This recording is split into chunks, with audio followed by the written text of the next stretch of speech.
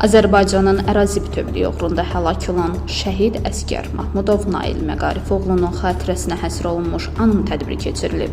Həzaslanov adına Ordu İdeoloji və Mədəniyyət Mərkəzində keçirilən tədbirdə Müdafiə Nazirliyinin əməkdaşları, ictimaiyyət nümayəndələri, şəhidin ailə üzvləri, yaxınları və döyüş yoldaşları iştirak ediblər. Əvvəlcə xalqımızın ümummilli lideri Heydər Əliyevin, eləcə də Azərbaycanın müstəqilliyi, ərazi bütövlüyü və suverenliyi uğrunda şəhid olanların xatirəsi bir dəqiqəlik sükutla yad edilib. Azərbaycan Respublikasının dövlət himni səsləndirilib. Anım mərasimdə çıxış edənlər şəhidimizin döyüşlərdə göstərdiyi qəhrəmanlıq və şücaətlərindən söz açaraq şərəfli həyat yolu haqqında danışıblar.